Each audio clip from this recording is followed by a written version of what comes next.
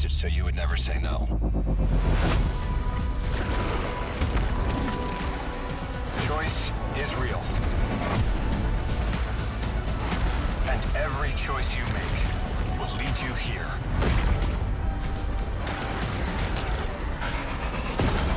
To who you're supposed to be.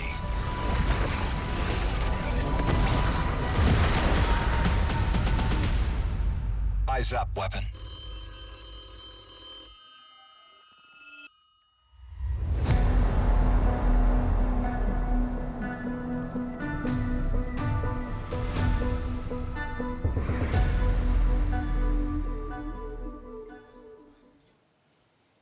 Awesome. Hello, welcome to Bungie. Welcome back for our second live stream for The Edge of Fate. What you just saw was our launch trailer. We are 14 days away from launch. 2 weeks. Pretty insane. Today we're going to be talking about what activities are on Kepler. What can you expect from world tiers as you're going through for replayability? And to introduce that, we actually have a wonderful human being on the couch next to me. Did I introduce myself? My name's Dylan. Hi. Your name is Robbie. Hello. Let's actually get a real introduction for you. How you doing? Hey, Dylan. It's great to be here. I'm the assistant game director for Destiny 2, and I focus on working with the broad Destiny 2 team and creating this game for our players and charting a new course to some new frontiers here with The Edge of Fate. Just 14 days away. It's crazy. Right? It's awesome. Yeah. I keep telling folks on the team, it's like, we got 14 days, and they're like, wait, huh? It's already here? So today we're going to be looking at Kepler. Can you give us a quick overview? What are we going to be looking at?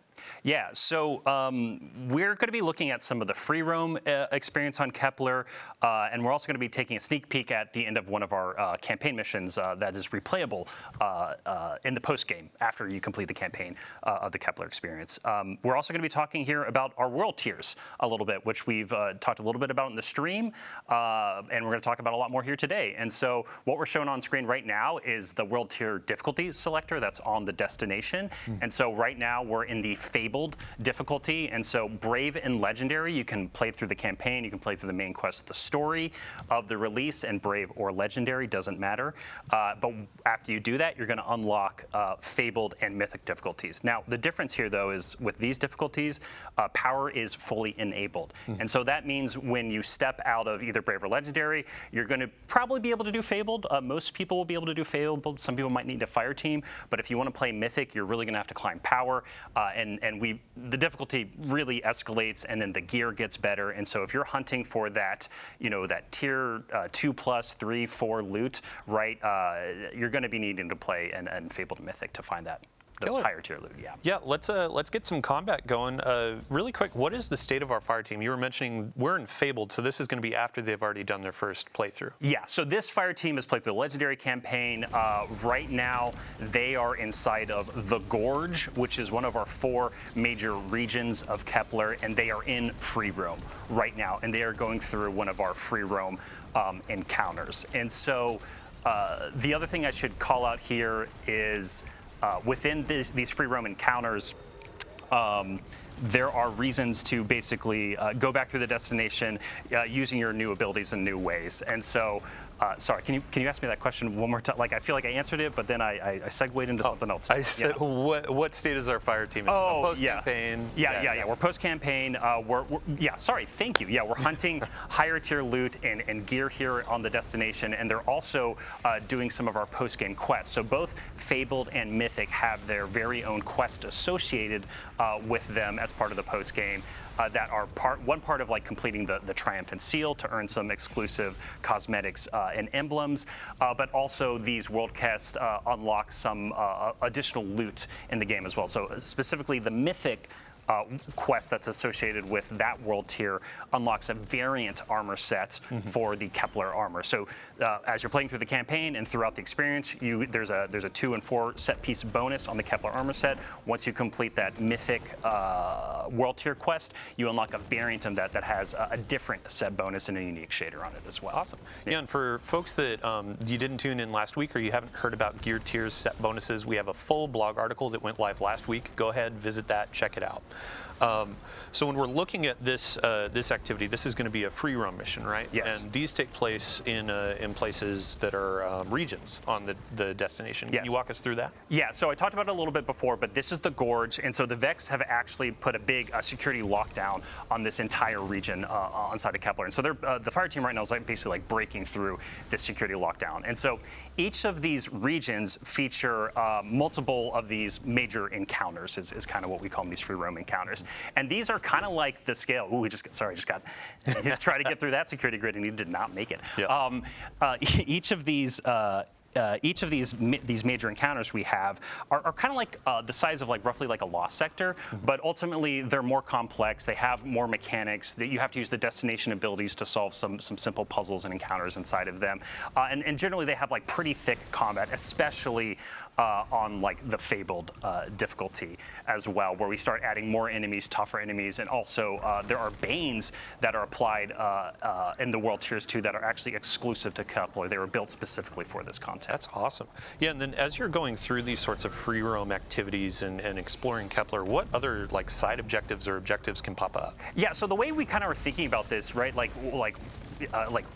a lot of this outside of doing the seal, the triumphs, and things like that, and mysteries and secrets, which we can talk about here in a minute, a little bit more, is it's about gear pursuit, right? It's about earning that higher tier gear, chasing power, and so the way we constructed these regions, there's these free roam major encounters, there's tougher enemies that appear, there's HVTs that pop up, there's destination materials to loot, and there's this material called a faded cipher as well, and so you're going to be combining destination materials that you get from basically doing almost anything inside of the region alongside faded ciphers in order to be able to purchase specific items at the destination vendor called the Altar of Relativity at the center.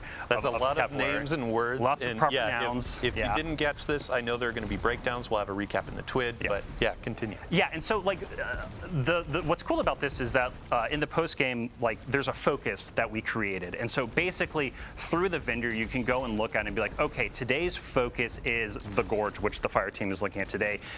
Most of the materials that you're earning here can be used to purchase gear, or you can convert your other materials you might have from other regions in order to convert it into the Gorge materials to buy stuff. But every day it's going to shift. That daily focus is going to shift. And so a little bit later in the stream, we're going to be seeing a part of Exile's Accord, which we've also some of our content creators and influencers showed as well, and some of their content parts of it. But basically, of the 4 major regions, the daily focus will shift day over day to basically kind of change what you're focused on, what gets you access to that direct purchase loot. Yeah, and since we're on the topic of rewards, you were talking about the currencies and the vendor. Yeah. You had mentioned before the stream, actually, there's a new form of attunement for the destination as well. Yeah, so something that was really important to us was we want to make playing what we call the action game, actually experiencing free roam like this and the mission content, when you earn that piece of loot on Kepler as you're completing these activities and just got nuked. No, I'm so happy that they're dying, because they were this won't be too hard, and it's oh, world tiers? Let's introduce them at a higher difficulty, shall we? Yeah. But sorry, go ahead. No, exactly. Yes, this is Fabled pushing back a little bit. They're having to think about what they do, and they just used actually Mattermorph in order to open up a pathway to get around this Vex grid that opened up in the middle of the encounter. But anyway, we were talking specifically, I'm sorry, remind me. Attunement. Attunement, thank you. Yeah, so basically, you're going to be able to attune at the vendor a specific piece of gear, armor, or weapon, and any drop on Kepler that drops a piece of armor or weapon will have a chance to be that gear. We just wanted to make sure that as you're playing through the destination, as you're carving your own path, you're figuring out your own farm routes inside of each of these 4 regions each day of the week. We wanted to make sure that, hey, if you're looking for the Giver, that auto rifle that's coming with the Edge Fate here on Kepler, it's you have a chance to get it anytime a piece of loot drops. Awesome. Yeah. Yeah. So you had mentioned just a minute ago about secrets and the depth of the destination. I mean, I'd love to hear. Yeah, go ahead and expand on that. Yeah. So it's funny with secrets and mysteries. You want to talk about it a little bit, but not too much. No to spoilers, right? Spoil it. Yeah. But I think the thing to scratch at here and poke at here is we've talked about the destination abilities a few times, and so with the world tiers and the Fabled and Mythic difficulties throughout the destination, there are secrets and mysteries. basically all these little alcoves, these little locations, these side paths, these hidden rooms, all throughout the destination that you can go and discover. And there's a lot available just within the campaign experience. Like, if you want to play through the campaign and take it like really slow, and as you earn abilities and look around, you're going to find a lot of mysteries to solve. But we also wanted to make sure that in those higher world tiers in Fabled and Mythic, that it felt like this expanding expansion of that content that you have. And it's basically like, hey, you have even more abilities than ever. You can now peel back the onion of this world to discover what's at the core of it. And so we really wanted to make sure that it felt like there was just more and more to dive into the more you unlocked inside of the post game. Awesome. Yeah. So in our rehearsals, we never managed to get this perfect timing, but we have perfect timing. I would love to shift to campaign. We're going to be taking you about midway through a campaign mission here. A quick note for the audience: if you're avoiding spoilers, we have disabled our VO. We have disabled our subtitles. We're trying to keep this so you are discovering the story as it comes out with the Edge of Fate and our new saga. So as they're getting loaded into that, I'd love to ask you just a couple more questions about free roam in the regions. Yes. What other things can happen in regions outside of campaign?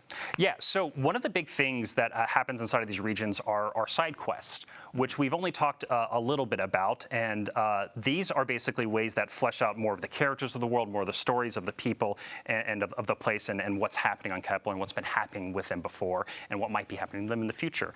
And basically what happens is, as you're completing these regions as part of the campaign and you kind of start to unlock more of them, these side quests will start to become available. And so these side quests are available to you at any time. So again, like I was kind of mentioning earlier, like you can either take it really, really slow and take a really long time to get through everything the release has to offer, or you can just like beeline the main quest, beeline the critical path, and then when you get into the higher level world tiers, all of these side quests are now available to you. As we've been like play testing and closing out the Edge of Fate here, it's been really interesting to watch different developers and people play test the content. Myself and Blake Battle, one of our executive producers, he and I we're just like beelining it, right? Yeah. And then we get to the end and we like pop up in that and we're like, look at all these quests to do, while other people like want to take their time and like experience like the full story of every single little piece. So the we're actually we're getting into the campaign right now. And speaking of beelining, we've seen a ton of questions about getting raid race ready. So raid race is going to be coming out on the Saturday after launch. I believe it's the 19th of July. Yeah. What difficulty should players play at to get ready for race? Yeah, so if you want to be power ready for the contest mode race for the Edge of Fate, you're going to want to play the Legendary campaign.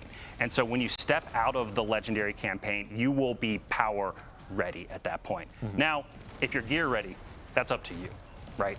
It's like how far you want to go down that rabbit hole. And that dovetails into like replayability for the story missions and the campaign missions, and how that bakes into world tiers. Yes, right? Getting that higher tier loot. Yeah. So when something that was like really important to us when we were thinking about replayability and what like aspiration means within an expansion, we really wanted to change some of the formula. Like we wanted to take some of the formula that we think works well, but also change other pieces of it. And one of the really big goals for us was just giving you more reasons and just easier ways to play some of the best content we built. This campaign mission is at the end of the Exiles Accord region. This fire team is taking down a giant Exiles prime servitor who's running some of the Archon's dark matter operations. Sorry, all minor spoilers. No, it's cool. Bife is probably jotting this down, getting ready for a lore dump about the Fallen, all that kind of stuff. But this is a really fun like multi-phase boss encounter that they're orbiting around this giant servitor, and we really wanted to set something up that this doesn't just was like a one and done kind of thing. And so things we've kind of done before that we're going back to that we think work well, there's going to be multiple weekly missions that you can play that are larger missions. So we have a capstone mission for each of our regions. We also have some bookends at the beginning and end of the release that the overall like length of them and complexity, they are very similar to Legendary campaign experiences from the past. So something new that we did, though, for this release, though, is we also have a bunch of additional story missions that take place during the campaign and you're first introduced to. These are shorter experiences, but they still have like huge impact on the story, moving the story of the main quest into Kepler forward, and also help you to unlock different abilities and things throughout it. And so in the post game, in the higher level, in the world tiers, we actually have a story mission playlist where you can go in, and it's like a rotator, and you're rotating through a bunch of different randomly selected story missions that are about 10 to 15 minutes. Some people can, if you're going really fast, can get them down a little bit shorter. And those missions are actually one of the best sources of those faded ciphers that I was talking about earlier. And so the other thing I mentioned earlier too is we have specific quests for both Fabled and Mythic, and these quests are going to take you through some of the big campaign missions, again, to experience them with new modifiers, because we're curating modifiers and banes and things like that every single week on the destination, to have a little bit more of a curated experience, but then also those quests introduce some like new encounters as well. And so, sorry, like I'm going a little bit all over the place. I mean, some of this is just like so much information, so much to talk about. But the thing, like, again, I want to like drive home here is like we wanted to give you really strong incentives to go in and play the free roam experience, to extract materials, to play our story mission playlist. It's called the time lapse mission playlist, to earn faded ciphers, but then also to have reasons to go in and replay some of our biggest campaign missions again through the weekly missions playlist, kind of like the heroic stuff we've had in the past. And on the stream last week, we talked about how as you're unlocking the destination abilities, you carry those forward after the post game, so you can go in and replay and then have some of these things available, right? Yeah, that's a really good note, and thank you for hitting on that. Like the way we designed this content was the campaign slowly stepped you into these different abilities and unlocking different versions of them and higher tier versions of them. When you're in the post-game experience, we intentionally designed puzzles and encounter mechanics and things, and like even in this boss encounter, there's multiple times that they've had to use Matter Spark to like get into the vents and stuff below this area and pop up through the world. And through the campaign, you would actually have to go and find like a Matter Spark pad to activate that. And that's actually kind of part of the puzzle. It's teaching you to kind of look at the world and think about the world in a different way that is intentional. But then in the post game, as soon as you complete the campaign, you unlock Matter Spark anywhere. And it's basically like your souped up sparrow for the destination, and being able to summon Matter Spark anywhere means you can actually like sequence break some of our puzzles and sequence break part of our missions, and that was like entirely intentional as a part of the design. And to be honest, Dylan, like the fun part about this too is like we're not 100% sure in some ways where people might sequence breaks things that we might not expect, but like that was intentional from the design perspective, that like we want people to be able to do that. It's the magic of like the sandbox and Destiny of we don't know how players are going to take this ability with this destination ability with this combatant, et cetera, et cetera. So I think I would love to ask you as well. So we've gotten a lot of questions from players where they're like, oh, you had mentioned like this is comparable to a Rise of Iron. Like, how does that actually break down when we look at the Edge of Fate and Kepler? Like, you had mentioned depth and secrets and a bunch of different things. So. Yeah, so I think like you and I were talking about this in rehearsal a little bit, where like that comparison is just to give us like a ballpark of where we want to make. But at the end of the day, it's like apples and oranges between what the Edge of Fate is and what Rise of Iron is. So when we've talked about that, we've generally been speaking towards like the size of this destination and the depth of the campaign and post-game experience. Like this is one of the deepest destinations we've ever built before, and that is why we've been making that comparison to Rise of Iron in that way. But also in terms of being like a little bit bigger. But also like the game is very different today, right? We have an entire portal, we have an entire offering that is there with a bunch of new content, new gear, new things to do. We have the raid with the Edge of Fate, obviously, but then we have the epic raid coming in the major update with Ash and Iron, which we'll talk about more in the future. That just it permutes and expands the raid and expands on the story of the raid. It is new content. We're not holding anything back for the base raid to build that experience. And so, again, the Rise of Iron to Edge of Fate, little bit apples and oranges, but we also are thinking about like the collective packages of what comes with this release, because the game is very different from what it was like back. So we have the free roam missions, we have campaign, we have secrets, we have a lot of questing, that kind of stuff. I'd love, before we wrap up with our campaign mission, to talk a bit about what else players can expect in terms of destination activity. Yeah, so we've seen y'all talking about it. Like we hear y'all, and this is one of those things where like we wanted to hold this back for it to be like a surprise and delight moment for everyone when it appeared on the destination in the post game. But yeah, let's just just talk about it a little bit. So there is a destination activity on Kepler. It is, I'm not going to name it here. I just want y'all to see it when the game goes live. And it also, and part of that is because like it does relate to some of the story inside of the campaign, especially near the end. And so we wanted to be careful to not unintentionally spoil something if we showed too much of that activity. But anyway, the way to think about it is like it's kind of its own thing. It's kind of unique, but it's kind of a blend of activities like Vex Incursion and Wellspring. And so this is a match-made activity with 3 players. You're going to be using some of your destination abilities and some really chaotic horde mode inspired elements, but there's also some mechanical elements and there's some boss encounters. But it's going to be one of the best places actually to earn rerolls of the exotic armor that's coming to the Edge of Fate that you get from the Legendary campaign. And it's just highly rewarding in general. And so because we wanted to make this activity really rewarding, it is also technically time limited. But on the Kepler map, near the center of the map, there's going to be basically a preview that tells you like, hey, when does the activity become available? So you're going to know exactly when you can jump into the destination activity in order to like focus farm those things that you care about the most. Awesome. Well, thank you so much for your time. We've already wrapped up our campaign mission, and now we're actually going to be moving over to Portal, Power of Progression. So Robbie, thank you. Chat, thank Robbie for joining us today. And now we're going to swap some folks in. We'll see you next time. See you later, guys. Thanks so much. All right. So as we are swapping out, I want to talk about these 2 new exotic weapons that we see on the screen. You saw some of this in our gameplay preview that we just had. We also had some creators, influencers, that kind of stuff coming in and speaking to the hand cannon and the scout rifle. Hand cannon is going to be through an exotic quest on Kepler. No spoilers there. But the team was talking about, oh, hey, here is our overall goal for the weapon. It's for those who are looking for the perfect 3-tap. As for the Void Scout Rifle, that's going to be a part of our new rewards pass. This is just, I'm not going to spoil that either. There are some reviews from our sandbox-minded creators. It's a fun time. So, all right, let's move on to Portal, Power, and Progression. And I just looked at our 3 new guests in that order. Hello, welcome. Hello. Thanks for having us. Yeah, a couple of you are new, but we'll start with you, Ben. How you doing? I'm doing great, Dylan. How are you doing? I'm doing well. For those who didn't see you on our reveal stream or previous Vidocs, can you give a quick overview? Who are you, what you do? Yeah, I am Ben Womack. I am the core game creative director. I am the one like helping all the teams that are making the core experience and all the components in the Portal and in Edge of Fate as well, like worked well together and like pushed the game forward into like this great new foundation. Really excited to talk about it. Awesome. Yeah, thanks for joining us today. Yeah. Next on the couch, brand new to our chair. You've never been on anything, so first time you are meeting the community. Everyone in chat, say hello. Nutty, welcome. Hi, I'm Nutty. I'm one of our sandbox ability designers. That pretty much means that I work with Vivian and Eric, who were here last week, to develop anything that the player is doing outside of armor, weapons, and combatants.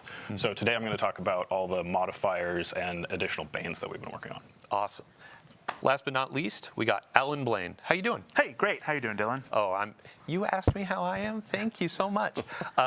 Really quick introduction for everybody out there watching. Who are you? What do you do? Sure. Hi, I'm Alan. I'm a principal designer. And for the last year, I've been leading the team that's been taking all the cool banes and modifiers Nutty's team is working on and combining them in a UI with all the activities from the activities team, both new and returning activities, making sure that you get good score while you're playing those activities. And then that score turns into loot with cool seasonal power and gear tiers and all the great stuff that you're looking for. Stellar. So we have some content on screen. This is what players are going to see when they sign in on day 1, and this is our introduction to the portal. Ben, I would love to get just a quick overview for those who may have missed that reveal stream. Like, what is this space? What are we aiming for? Yeah, so the portal is very exciting. We had this vision of making a new front page for the game for Destiny 2. And so we really want to make as much as we could available, like just in a couple clicks, and not having to dig down to find the content that is new or featured, or like you're being your friends are playing, or something like convenient that you really want to like go to a lot. Like we have a button for the tower that's right there, fastest you can get into. We also have Edge of Fate in the upper corner, of course, which is like the new expansion for the launch right here. We have this huge like quick launch panel in the lower right that is rotating between new activities, like probably the fastest you can play Destiny ever, aside from right when you like start for a very first like new character. It's gonna let you just like hit and play something right away with like no delay. And then we have actually a very like nested depth there with all the ops categories on the left, which are all the different kinds of things you can play in the portal that are hooking to all the new systems that Alan and Nutty have been talking about. Awesome. Yeah, really quick, I'd love to go just line by line for Solo, Fireteam, Pinnacle, and Crucible Ops. Give them an introduction. Yeah. So Solo Ops is like a new thing that we're doing in the Edge of Fate launch and for the core game. These have activities that are designed to be played by solo players. They're only one-person fire teams, and they're intended to be content that if you just like have a few minutes, like 10, 15 minutes to play Destiny, and you want to go on and like feel satisfied about your time, get some great loot, you're going to go to Solo Ops and like have that opportunity. It's going to be like a really great, concise like experience. We're also like if you don't want to have like the think about having a fire team for some content as well, you can be assured that this stuff is designed to be played by one player. And so it's like, it's going to have challenges, it's going to have difficulty and modifiers and such you can customize and really great loot to get. But it's a challenge for you, the individual. And we think that's really exciting, like alternative to some stuff in the past. It felt like I want to play, but I don't have any friends, or I'm trying to find someone I have a lot of time, and we have another like niche for people to fill if they're in the mood. Yeah, awesome. And then next up we have Fireteam Ops. Yes, Fireteam Ops. So, like, just talking about fire teams, like, quintessential Destiny is playing with 2 other players, a fire team of 3, right? And so we have all of the activities in Fireteam Ops are 3-player fire team. We have, like, classic strikes in there. We have like missions from past expansions, like in Europa, like the Empire hunts. We also have like onslaughts are in here. We actually scroll down more. There it is, the coil. So past seasonal activities coming back and like integrating with all the systems we've been talking about that we're going to talk more about, so that they're like available for you to get new loot in, to work on your power climb, to basically just like have a great time in whichever way you want to. Awesome. Yeah, I mean, since we're already in the screen, let's go ahead and get our fire team set up with our activity. What are we playing today, Nutty? We were going to do the Dark Priestess Empire hunt. Awesome. So here, I'm actually going to pass the mic over to you and Alan. Let's get some bans, some modifiers, all that kind of stuff set up. Really quick, can you introduce each of these sections for the different modifiers, and then we'll go and kind of pick and choose what we want? For sure. So we're starting at a master activity, and this is 300 combatant power. The first row there that has all the selectable icons that you can change are challenge modifiers. These are things that will increase the combatant power and add some additional difficulty to it. The first one is our Banes. So here you decide what Banes are going to show up, and we paired all of them as like 2 combos that either work well together or at least interesting. Today we'll do Threaded and Caltrops. So Threaded is where as you damage the combatant, it will spawn Threadlings, and when it dies, it will throw out a few more Threadlings at the same time. And Caltrops is a void area that gets spawned near you, like between you and the combatant, and then when it dies, it throws out another one. So something to make it so you either need to get up in the air or keep going through. So starting with retaliation. Yeah. If I die, you're coming with me, pretty much. All right, next up, what do we got? Yeah, let's do subtle foes. So this just makes it so that when some of the enemies are far away from you, they will be invisible, and that helps them get into close range, or if you are using a long-range loadout, you won't be able to deal with them as much, so you might want to bring some close range. And they're like very invisible. Not like, not like a little bit of player stealth, but just like you don't see them. Yeah, you really have to like pay attention to see them from long range. What else do you want to do? Yeah, let's do Glass Cannon. So Glass Cannon is kind of a fire team equalizing one where it only punishes the person who's doing the best. So if you have that buddy that clears the strike ahead of you or is getting all of the kills, well, we're actually going to give him a debuff where he will just take more incoming damage. And if you are a little bit closer with your friends, then that's actually a catch-up opportunity where maybe you take over the kill lead and now you're the one suffering a little bit, and kind of a fun. So if I'm playing through this activity and I'm stealing all of your kills, I'm putting a bit of a debuff on myself. Right. Taking one for the team. Yeah, true. And maybe I'm letting you finish a few of those. Yeah. All right. What else? Let's do one more. Chill Touch. Yeah, so we were talking about getting the enemies into melee, so this will make it if they hit you in melee, you will suffer a stasis debuff and slow down. Awesome. And that pushes the power all the way up to 360. And those things are also increasing the potential score that you can receive from this, and the score is what drives the reward. Right. So you see right here when we picked Chill Touch, the gear tier you're going to earn went from tier 2 to tier 3 for this activity. So it's really important to pay attention to what you're earning. Yeah. So you know what you're going to be getting if you achieve that score at the end. Yeah. Yeah, and this is like, we've talked about this last week on stream about approachability and making it easier for players to understand as they're getting in. So a lot of UI treatment, shout out to our teams that have been doing this to show you combatant power and all that kind of stuff. So yeah, tons of love and passion went into that. seriously. Okay, so let's look at player stakes. Oh, do you want to take this? Oh yeah. So player stakes are the next category down, and they're more about the player's interface with the game itself. So things like locked loadout. We have no HUD is an ability that we added here, so you can play with no HUD for a little extra score bonus. And these are things that are really sort of letting you sort of tie one arm behind your back while you're playing. It's not making the combatants more powerful. It's changing how you're playing the game. You can start with no ammo. You can start with locked loadout. We'll be putting some more player stakes in Ash and Iron. Yeah. I love no HUD. Go. You're going to talk about it first, aren't you? Well, no. You can have the Okay, no HUD. no HUD. You go first. I just wanted to have us move on to the next bit because we've talked about tying one hand behind your back. Let's talk about no HUD later. Go ahead. Okay, but in the next bit, this is what you get to do with your other hand. So here are the things that benefit you. Let's try Livewire. This one is one of my favorite. It's a combination of the sprint for amplified that you had in the Nether, along with inherent AC/DC feedback fence. So we buffed up the enemy's melee capability that hopefully they'll get up and punch you. Well, now if they do, we're just going to shock them with lightning. So I'm kind of balancing out that additional challenge that we added and a different benefit that will kind of counter that and make it so it's actually a little bit easier for me. Yeah. What else can we do? Healing finishers are great. Just another way to get back health, or if you go in for that finisher and take damage on the way, that you'll be able to fill back up. And let's do one more. And sure, hypercritical is pretty fun. This one is actually a little bit tough because it makes it so that the enemies will take less non-precision damage, but more precision damage. So as long as you're hitting your shots, it's easier. Awesome. And then Ben, we actually we noticed this a bit earlier. There's one more modifier up at the top, and that's actually limited time, right? Yeah. So this is a accelerator that this is a double bonus focus. So you're in a second drop from the bonus focus activities. So this is we will have given the calendar different accelerators that are on for a given week or day that will apply to the whole portal and have different benefits.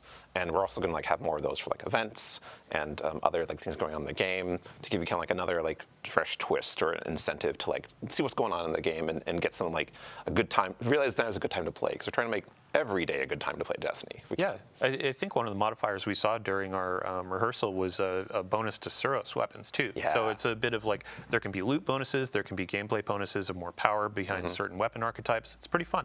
So stay tuned to our calendars. We'll definitely sound off when it's a week of a cool theme. Let's get it launched in and actually start taking on some of this combat.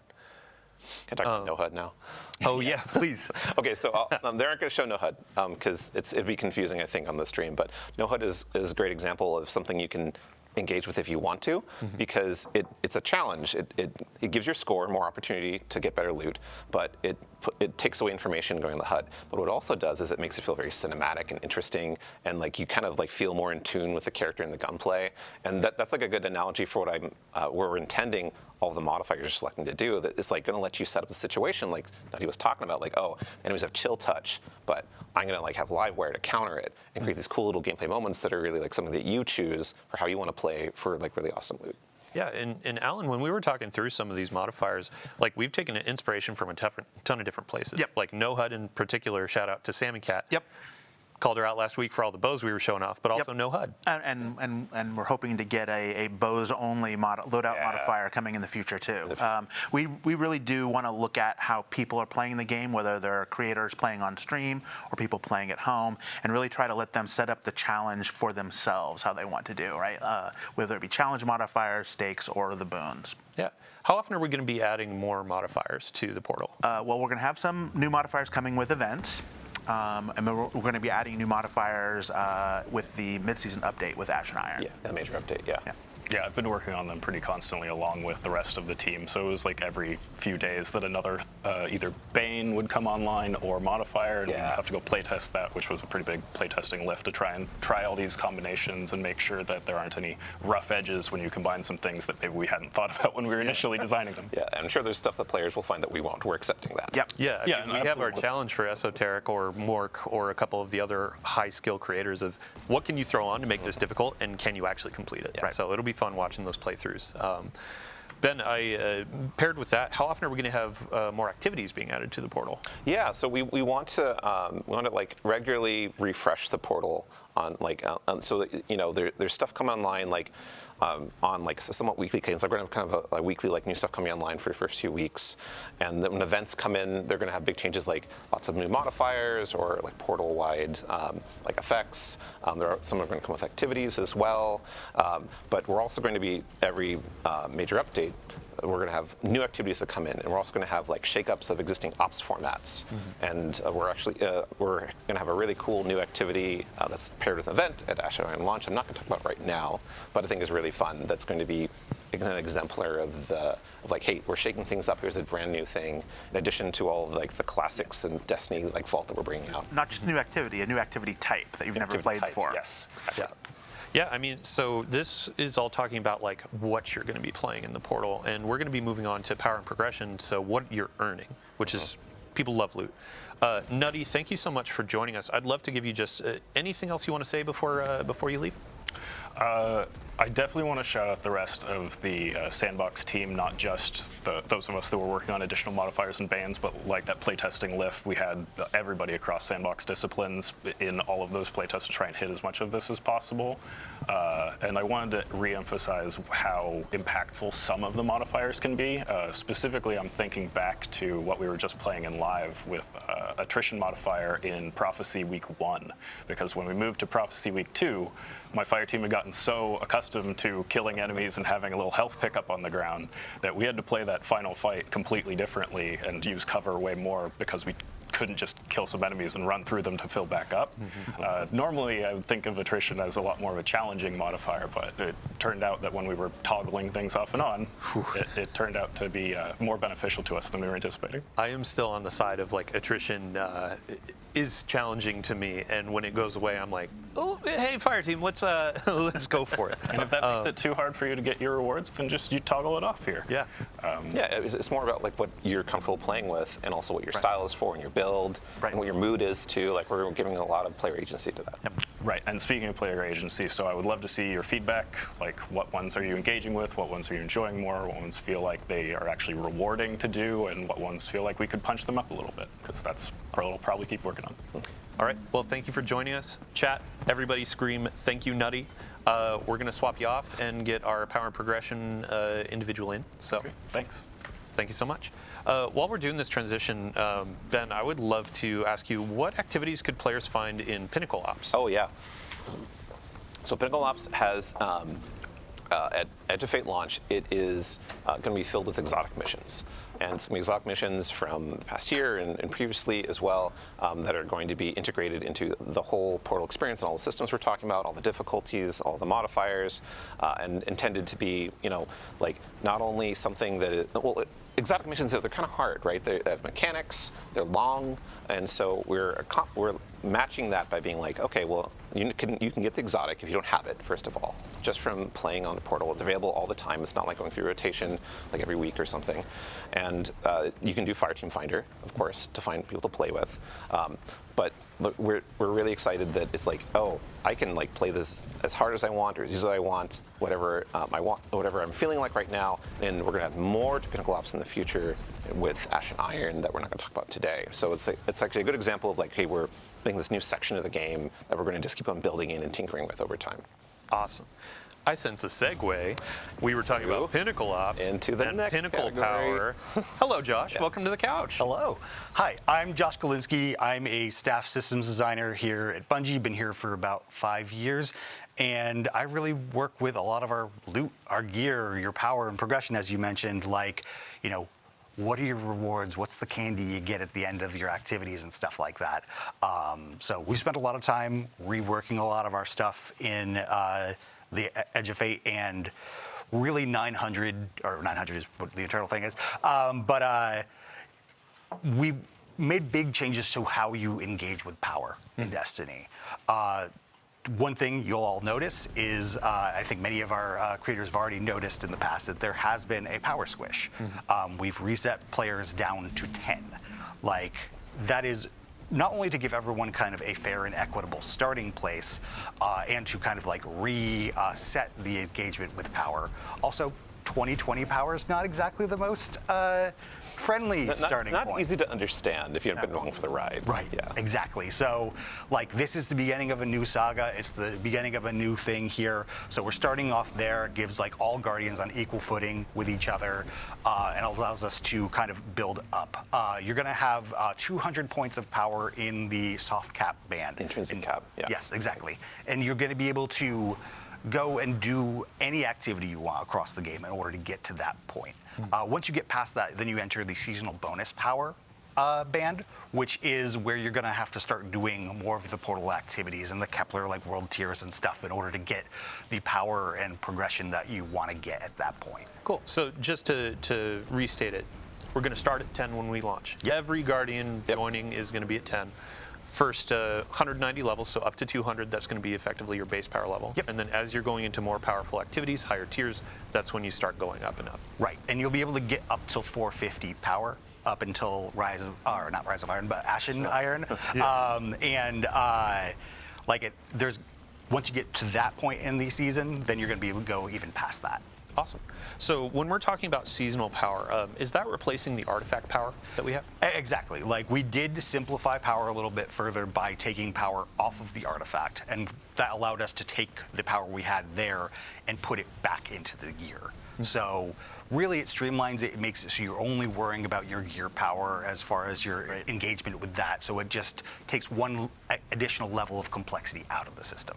Yeah, and speaking of just like that power climb, like our pinnacle sources have been updated to actually fit and give more agency, correct? Absolutely. So one of the things I think, if you're a longtime Destiny player, you're very used to the pinnacle grind. And you're also used to the limitations that the pinnacle grind puts on you, and like some of the intricacies that come with that. Like, there's been many seasons in the past where, you know, I really needed that drop of the boots to come from the thing, and I do my pinnacles, I didn't get my boots. Well, not only are you able to more target farm individual gear pieces now, but also the limit of the pinnacles is no longer a thing. We're going to have some challenges in the game that act as accelerators for you as a Guardian, so you can basically focus on those to get power, like more hits of powerful gear. But really, once you get past that, you can keep going. Yeah, like everything in the portal is a source of pinnacle drops. Exactly. As much as you want. As many times you complete it, with it being up to how you perform and how challenging you make the activities to be how far you can go. Right. You still have to achieve that score as you go up in power for the higher difficulties to get that better loot. Right. And we'll still have curated experiences, correct? So if a player doesn't necessarily want to spend a bunch of time like creating that challenge, we have those offers too. Yeah, and like we do have like matchmaking. Which is like set modifiers for every activity that has not, aside from solo ops. So solo ops doesn't have matchmaking. Yeah. But for fire team ops, like you can match with other players. The modifiers are set, and we also have playlists. Modifiers are set, but we have more than that too. We have conquests, and those are set. Yeah, and we'll talk about that in a minute. Yeah. Just a fun note, we've seen a ton of feedback over the years about players want to play Strike solo, and now... Oh, yeah. That's a great point. Yeah. So we kind of going along with the idea of being player driven. If you don't want to play a strike, like a Grandmaster Nightfall-esque strike, or even like early like difficulties with other players, you don't have to. You can just play it by yourself. You can take as long as you want within the confines of like the modifiers you've chosen to complete the activity and get the loot you have. So that falls into like what is your mood? Like, what is it you're feeling like playing right now? And like of these options, like what's appealing to you? Awesome. Yeah, I think back to you, Josh, really quick. Just from a high level, we talked about how Infusion is changing in the last blog, which, by the way, you should go read it.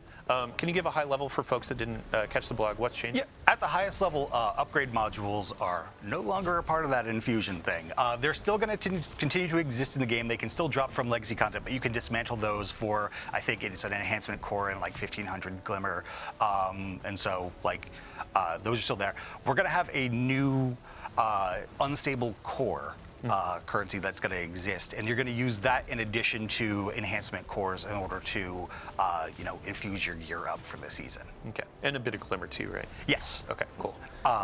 And really at its core, it allows us to just have more texture over things. And one thing I should call out is that seasonal power does reset at the end of this thing, and players will be reset back to 200 when Renegades comes out. Got it. Cool. Yeah, I think just last note on the power climb. So during our reveal event, you spoke about Crucible and how you can actually power up in Crucible to kind of keep pace with your friends. Like, can you expand on that a bit? Yeah. So there's a time in Destiny's past when you could just play Crucible a lot, and you can get your power, you get great gear, you could like fold in with your friends to play a raid or the challenging content, and we've kind of lost that somewhat over the years. Like, it's harder to like feel like Crucible is your identity and really feel like the game is rewarding you for that. So with Edge of Fate launch and the core game and the Crucible ops that we have, which is a bunch of playlists inside of it, you're going to be able to like start from that power 10 and just play Crucible, and you'll get power drops, you'll go up and you'll eventually get higher tier, be able to get like really great sets of gear that will then be as good as like anything else that you can find in the game. And you can just play Crucible all the way to the power cap if you want to. We are going to ask you to perform as you go to get more consistent rewards, but it's totally possible. Yeah, and Josh, you mentioned before too of like trials and competitive Crucible are going to be ways to accelerate, right? Absolutely. If you're putting yourself in the pools with the like higher skill players and challenging yourself, that's how you're going to get your faster rewards. And not to mention the Trials armor sets and stuff, like they're really cool this time around. Yeah, we have a unique armor set for Crucible, for Trials. We have weapons, a bunch of cool rewards coming up, and we'll have a preview of that. One of our characters actually has Trials gear if you didn't notice. But now we have a good moment to look at our seasonal hub. Sure. Alan, I'm going to ask you to actually walk us through this. Yeah, sure. If you notice the seasonal hub up there at the top of the portal screen, if you click into that, you come to the hub, which you're going to have a bunch of daily challenges and weekly challenges, and those are going to give you XP, they're going to give you Bright Dust, they're going to give you extra drops in on a portal activity, but it's going to give you progress towards the weekly reward track there. And the weekly reward track has lots of currencies and powerful drops on there, but it also has, if you tab to the next one, is going to have some Vanguard Armory and Arsenal tokens, which give you bonus drops from Zavala from the list of weapons or armor you can get from these activities that are going to be higher tier, and they're going to be a higher power than you can get from even getting the best grade in there. So you'll want to be doing these, and these refresh every week, and get 2 pieces of armor and 2 weapons every single week. Yeah, and this track is free, correct? Yeah, This is all game. It's all free. Everything in the portal is free. Awesome. So if you scroll down from here, you're going to run into the Conquest page. Now there's 2 on Expert, 2 on Master, and 2 on Grandmaster, and these are effectively your Grandmaster replacements in the portal. These are going to be fixed power, fixed modifiers, no fire team power, and you get really good rewards for completing it. You'll get 4 higher tier engrams for completing each one. That are powerful. To give you, like, those are higher power, but you'll only be able to get it one time. But these are really about your journey through the season. As you level up, you can take on the first expert one, and then the next expert one, and then the master, and then master 2, and then finally the 2 grandmasters. And with Ash and Iron, we're going to be bringing more grandmaster and ultimate conquest, which will allow you to complete the conqueror title. Yeah, actually, really quick gameplay team, if you could go back to the modifiers that you were just talking over, this was a really good example of a quality of life feature that came about. We saw a ton of feedback around modifiers like, I'm squinting at these icons, I don't really know what they mean, and now we have them bucketed based on the portal options, so you can more easily identify these things and understand them. Yeah, and shout out to the UI UX team for like making a really much cleaner look for activity launch than having this cool bucket to look at them. Like, I think it's really good, really good. Cool. And then there was one more section on the seasonal hub, one more tab down low for the the Conqueror Seal. Yep. So the Conqueror Seal is down here. You're going to be completing the conquests during the season to earn and gild your Conqueror Seal. And since this is still the Conqueror Seal, it's going to maintain its old gilding. So this is going to be continual. Awesome. Yeah. 14 seasons of Who Conqueror. is Now that? we're going to keep on going, baby. Oh my God. Awesome. So I'm going to say we still have a couple topics to cover. Fireteam, let's go ahead, launch into an activity in Fireteam Ops. Throw on a couple modifiers that you want to go for. Mix and match. I'd love for players to see as you go through how the score is changing, how the rewards can scale, all that kind of stuff. Just have a fun time. For the folks on the couch, we already went through the seasonal hub, the rewards. We are also having a moment in time where Guardian ranks are resetting. Yes. Yeah, if I could get a quick overview, one of you, I believe Alan? Yeah. Yeah, Alan should do Yeah. So we took a look. So Guardian ranks, when we launched them, the first few ranks were about learning the game, and then the upper ones were about your seasonal journey and dealing with all the different kinds of things a player might do in Destiny. So we've stripped a bunch of those away and rebuilt objectives to be focused completely on the portal. So it's going to be playing through the various activities, using modifiers, playing all the different conquests, gaining power, gaining all the different kinds of rewards. It's going to be really showing like where you're at in that seasonal journey but purely for the portal. It's not going to reflect any dungeons. You're not going to have to solo any dungeons. You're not going to have to get commendations. Let's see, what else don't you have to do? No more expansion gates. No more expansion gates, any of those kinds of things. So every player will be able to get up to Guardian rank 11 with Ash and Iron. Yeah, in our original goals when we were talking about Guardian ranks, it was kind of an on-ramp for players new or even old to know, what do I want to do in Destiny right now? Now we have a lot of stuff in the portal that dovetails into that. Solo dungeons, they still have unique rewards. Oh, yeah. They're no longer required for 11 in Guardian rank, Correct. but you can still get ghosts, sparrows, emblems, that We're kind not taking anything away from the dungeons. We're taking away things from the Guardian ranks and adding different kinds of things back in.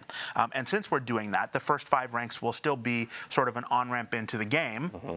So we're going to drop everybody back down to Guardian rank 2 with Edge of Fate, and let them go from there. There'll be lots of cool things to do and earn and play through in the first few ranks. And then starting with Ash and Iron, and every season from then on, we'll reset you back to 6, just like we've been doing.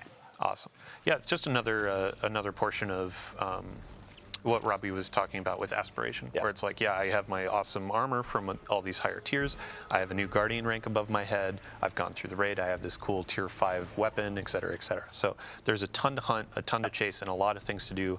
And I think at this point, it's kind of the easiest to get into Destiny and just know what to play. So yeah, I absolutely believe that. And the exciting part is that everyone's journey through Guardian ranks is going to be kind of different because, a Guardian rank that tells you to accomplish this kind of power or complete this activity on this difficulty, how you did it will probably be pretty unique to you compared to other players because you chose different modifiers, there's different sets available for the given day or week, and maybe you did it solo, like we're talking about, like, you soloed the master difficulty, like one of the requirements in Guardian ranks, maybe you soloed on one of the conquests, and that's your story, and that's how you got it. But it's appropriate that there are a bunch of options for players to choose that match what their own experiences, what they want it to be. Awesome. Well, thank you all so much for joining us today. That actually brings us to the end of our Power and Progression. I believe, Josh, you actually had a couple more things you wanted to say before we left, though. Yeah, really, there's 2 things I want to say. One is that, Fireteam Power's definitely still a thing that's in this game. We really want to encourage you to play with your friends, and when you do play with your friends, if you're a higher power level than them, that's another thing that can act as a nice accelerator for them and really, increase the bonds of friendship. That's like a core part of the DNA of Destiny is being able to play with fellow Guardians. Yes. So as an example, if you're at a tier 4 and I'm only tier 2, I join you, we do a tier 4 activity, I still get tier 2 gear, but it's accelerating me faster into tier 3. You're going to hit your score a lot easier, which is going to help you get those bonus rewards. And yeah, got it. Cool. And then your second note? And finally, we made a lot of changes to the game in the Edge of Fate. We're definitely going to be listening to you Guardians. We're going to be listening to the data. We're going to be listening to a lot of stuff. This is just the beginning of a new saga. So we've got a lot to do in the future, and I'm really excited about what's coming our way. Yeah, awesome. Cool. Yeah, great. So I have a few bookkeeping topics to hit before we go about the live game. So we've been talking about the Edge of Fate. Right now, we have Rite of the Nine going on with our dungeons. And let's see here. Ooh, today, wow, 54 minutes ago, we had a new engram go live, the non-area engram. We introduced this in a previous TWID, but basically it's a new engram. You can earn a bunch of Rite of the Nine currency, sorry, and then purchase this engram for unique cosmetics that have been introduced over the past few years in Destiny. So if there are things like the skimmer that is Iron Banner theme, kind of like the wolf theme, that's actually in there, and you have a chance to get that. There are some Crimson Doubles emotes and finishers and other cosmetics, so definitely dive in and check that out. Additionally, we had mentioned Lootapalooza. So a couple weeks just before launch, we're going to start showering players with loot. Starting today, we have double Crucible loot, which also applies to Trials of Osiris. So if you're hunting for adepts, if you're hunting for any gear in Crucible, now is a great time to go. And we also have, for the weekend, a lot of players have been asking, what maps are going to be featured? You got Dissonance, you got, Cirrus Plaza, and then you have the last one, which is Eventide Labs. We went through, we had a great conversation about what if we had some type maps on a rotation for these last couple weeks. And for the final week of the season, we're going to have Burnout, Endless Veil, and community favorite, Javelin 4. So Trials players rejoice. Players that may not have ever played Trials, get in, get your 4th Streak, get some adepts, try it out, and get some gear to loot up for the Edge of Fate. And the final note, we are going to have all dungeons in the Rite of the Nine experience next week. Higher reward rates, higher currency rates, helping you get more of those drops, go into higher difficulties for your adepts, and potentially even get the hollow foil versions with additional perks. Yeah. So, awesome. Thank you all so much for joining us. Thank you all on the couch for joining us. Thank you, Dylan. Thank you, crew. Thank you, gameplay. Thank you, everybody behind the scenes. And players, everybody out there watching, thank you. We have 14 days until the Edge of Fate, 14 days until a new saga. It has been a wild ride over the last 10 plus years of Destiny, and now we're putting our toe in for the next however many years we keep going, you know? Here we go. Yeah, so thank you so much. Much love. We're going to be doing a raid over to our good friend Malachi, so if you want to stick around, talk about the stream, Malachi, we're handing it off to you. Thank you, everybody, for joining, and we'll see you next time.